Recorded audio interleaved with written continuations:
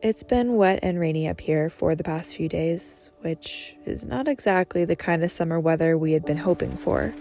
But honestly, it has been kind of a nice break away from the smoke and heat of the rest of the Northwest lately. I came out here alone without much of a plan on my birthday, expecting to spend it quietly, watching the day go by in the forest. But the road is full of surprises, and I ended up parked just down the road from a good friend that I would now get to spend my day with. Even after a handful of years out here, I'm always pleasantly surprised with how things seem to work out.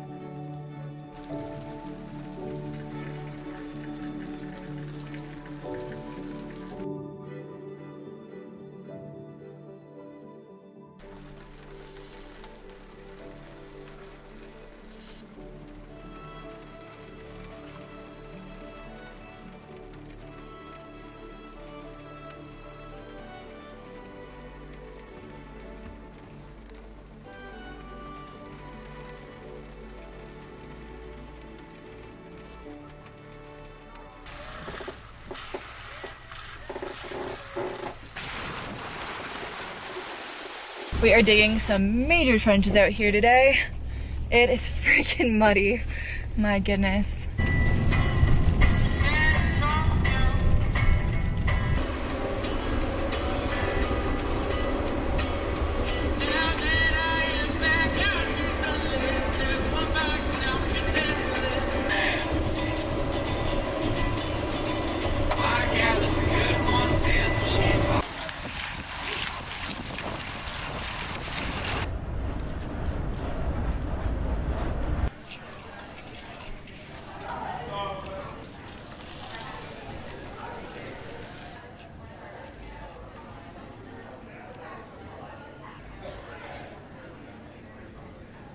It is so nice to just have friends who are easy. Does that make sense? Like, just, you get along, there's no work, there's no loss of energy. Molly is someone who I actually met, gosh, probably about a year ago now, right after or during Descend on Bend. I actually don't remember if we met there or afterwards. And she actually came and hung out with me at my parents' house while I was building, and now we just happen to be up here at the same time, which is just super cool. But right after breakfast, I actually went down to the local fly shop, got some flies and some advice from one of the guys who worked there. Super, super sweet, just gave me all the pointers he could as someone who's very new to this. And it does look like it might rain a little bit later, but there's a river right next to camp. So I think I'm gonna head down there now and try my luck on the water for the first time. This is actually the first time that I will be getting into the water, which is crazy. I did get my fishing license, so we're all set there. And yeah, let's go see how we fare. And a smile across your face. Tell me that you love me, lovely Lady May.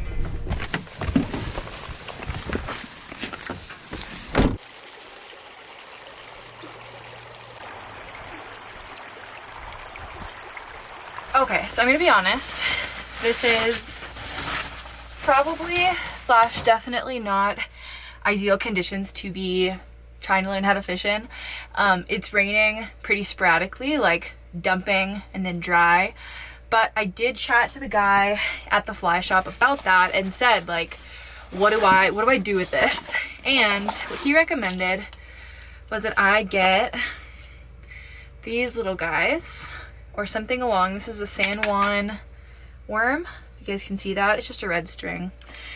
And these guys, these really big, ugly, you guys can see, these big, ugly guys. They will sit on top of the water. And then what I'll have to do is tie a nymph down below. Now, I did already have some of them, but I did pick up ones that he recommended for the area as well. And they are just these little dudes. Again, so hard to see.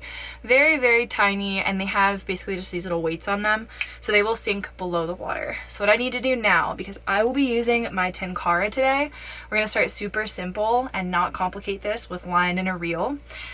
I'm gonna have to figure out how to tie the leader, I think, and the tippet this might be the same thing. There's a lot of terms I'm learning, but basically one string that's heavier weight and colored, one string that's lighter weight, and then the last one is gonna go to the nymph, which is hanging out below the water.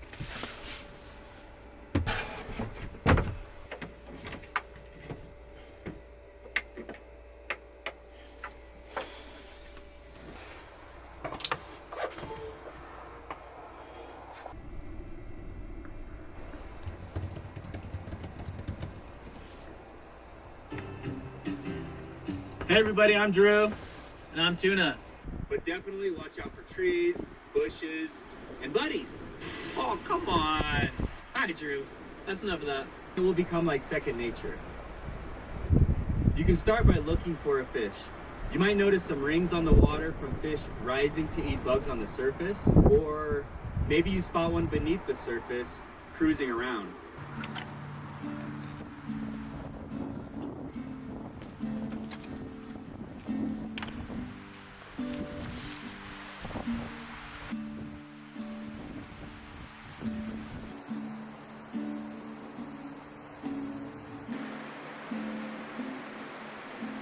Now, it's not lost on me how ridiculous I look flinging a string back and forth up the river, and thankfully you won't have to endure too much of my session as it was regularly interrupted by rain and a windswept, tangled line. So it's been about a half hour, and don't worry, I'm not giving up, but I'm really struggling against the wind when I realized, as gale forces came through this canyon and sent ripples and current across the water top, that this actually might be the beginning of Hillary. Now, we're not getting the bulk of Hurricane Hillary up here. It's just a storm at this point, well past California, but this is probably not ideal conditions for a super lightweight, ultralight rod. So I think I'm gonna go up and actually make a late lunch since I haven't eaten since our breakfast, and then come back down as the sun starts to go down, which technically is when you're supposed to fish anyways.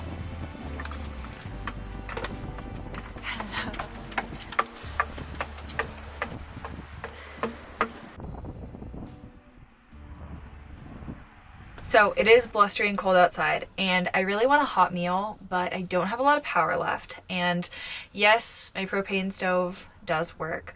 Sometimes it's nice to not have to turn on the propane and get it super hot in here. And so I recently got a very exciting, at least to me, purchase that's going to function somewhat like an oven in here, even when I don't have a lot of power. I got an air fryer, and this is something that is definitely a luxury. I do not need it. It has this little basket that is definitely big enough for one person, if not two, and hopefully in the future I will be putting fish in it, but since we're obviously very far away from catching a fish, today I'm just gonna go ahead and cook up some chicken sausage that I have. The one thing about the air fryer is that it is 1,000 watts, and for these sausages, they're just some Adele chicken sausages. They're so freaking good. I'm probably gonna have to run it for about 10 to 15 minutes, and so I'm a little bit concerned about how much power it's gonna take from my battery bank, which is fed by my solar up top, when I don't really have a great chance to recharge until the next couple of days. Because I have to work, run my fridge, run my lights. I'm actually gonna be using my Bluetti today, which I'm stoked to put to the test on something that's a little bit higher wattage, since I've really only used it so far for multiple items that are smaller wattage. So let's see how it works.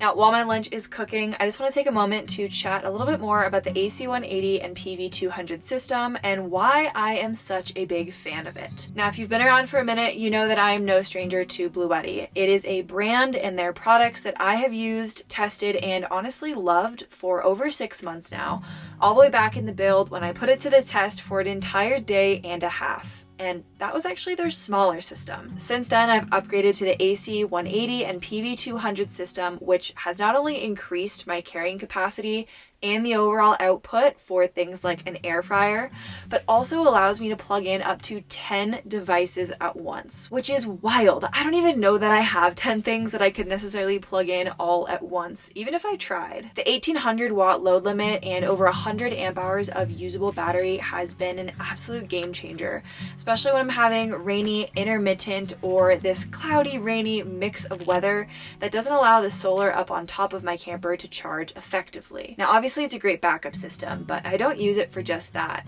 Some days I would just prefer to not tax my battery system, or I'm worried about what I might be plugging in the next couple of days without the ability to recharge, and that's when I lean on my Bluetti AC180. More often than not, I'm recharging my Bluetti AC180 by plugging it into my truck's alternator, or the power system up in the truck, which, especially on long drives, makes sure that when I get wherever I'm going, I have enough power to power my adventures, which leads us naturally into its reliability and lifespan. Now, not only do I never worry about my Bluetti working when I need it to, but I also know that they're guaranteed up to 3,500 life cycles, which for me at least, charging at least once or twice a week could be over 30 years. And I don't know about you, but I've never owned anything for 30 years. But I'm not here to twist your arm. If you guys think that the Bluetti AC180 and their accompanying PV systems to recharge your battery are gonna work as well for you as they have for me, head to the link in my description down below and use my code to get $25 off of your next Bluetti purchase.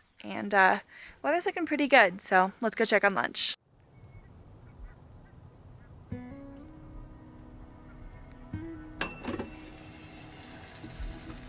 It seems as though the wind has calmed down a little bit, so I think I'm just gonna eat this and then hopefully head back outside.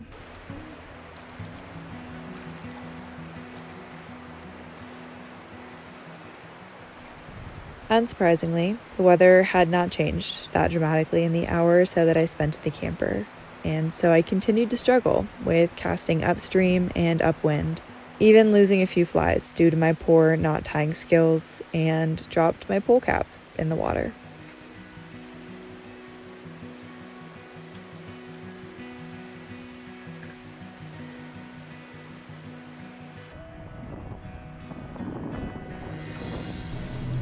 So I think by all standards, today was a failure. I lost flies, I tangled my line, I almost fell in the water, I lost the tip to my pole, I just dropped it, which taught me a really important lesson, not to mess with things while you're over the water, because unlike land, it's really hard to find them, if not impossible. But all of that said, yes, today I failed. But I tried. Today was not a perfect day. It was rainy, the wind gusts were insane, and I struggled a lot. But I think that struggle is important because now I have a place to start at. Now I know what the rod feels like. I know that I need to fix my knots, that I need to learn to tie flies on better so I don't lose them. I now know better how I just kind of naturally cast, so I can go watch videos on technique and figure out how I can improve, as opposed to just theorizing about it while sitting in the camper. So yes, today might have been a failure on paper, but I'm glad that I went. I had a good time, even though, again, I lost some stuff. I messed up a bunch. I even got a couple of little bites that you guys didn't see on camera, but they didn't seem to like the fly that I had on. They came up to the surface and then didn't even get the fly. They just kind of came up right next to it. So it taught me a lot about what I can do better, and I feel like the next time I go out, it'll hopefully only go up from here. Tara has been super patient today. The weather's been really bad, but I think we might have a break in the rain in a little while, so I'm gonna go get cleaned up, probably leave the rain jacket on, I guess, since it is still raining, and then hopefully take her for a walk in a little bit before settling in for the night.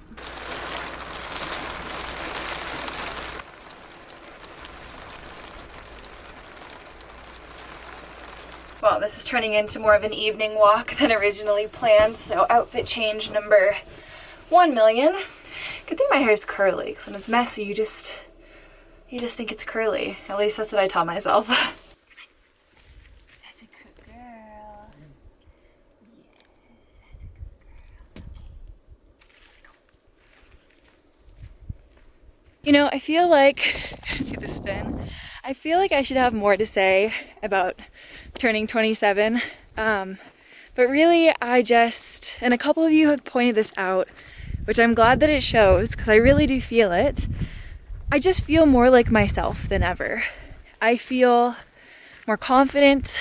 I feel more sure, more accepting, more excited. Just, man, I used to not look forward to getting older.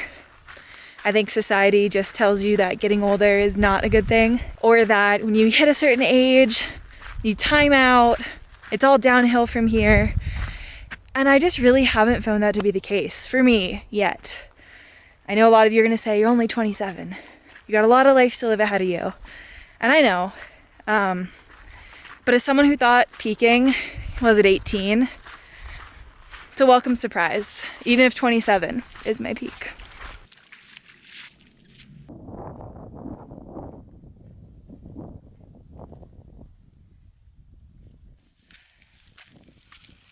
You know, admittedly, it feels a little silly, but spending my birthday just with one person and a lot of today alone, or with Tara, hi sweet girl, feels very atypical as far as birthdays go.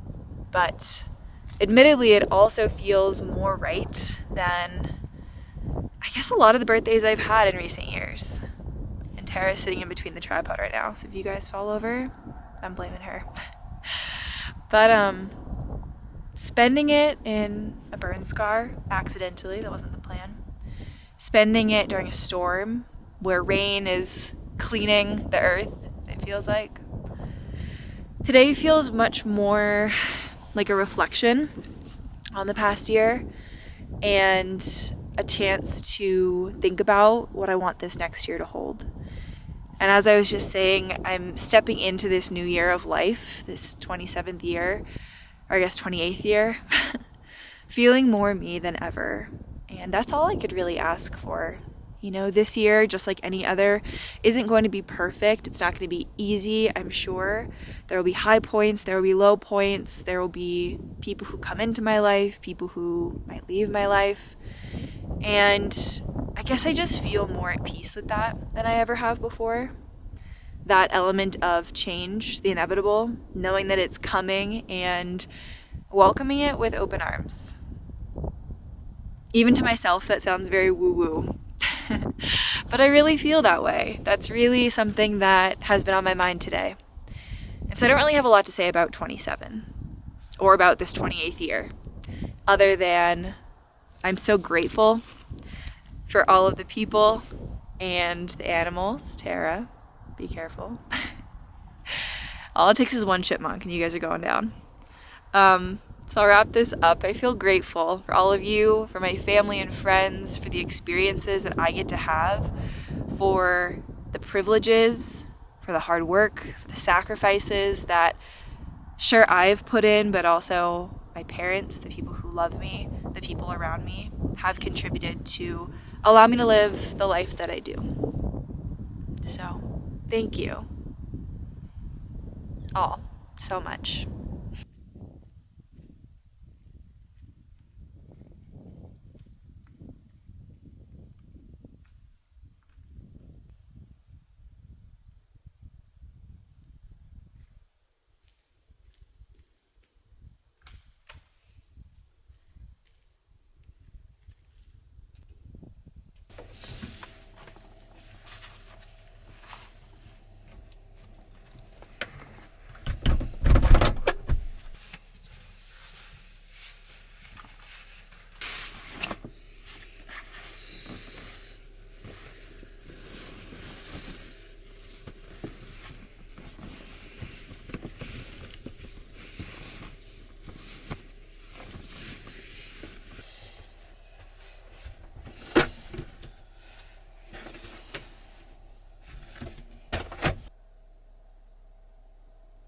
Everyone in the Order knew Anakin Skywalker. Few would live to see what he became. A good road trip clears my mind.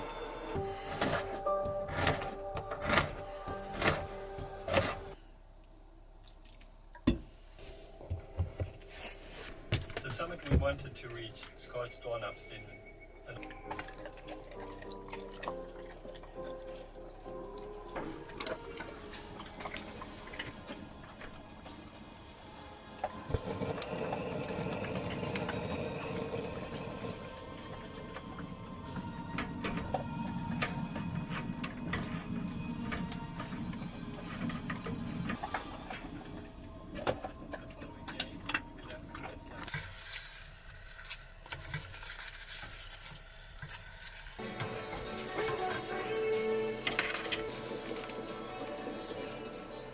After soaking in the view for a while, I would lie if it's not for the breathtaking scenery. There's a bit of everything here. Countless mountains with different views.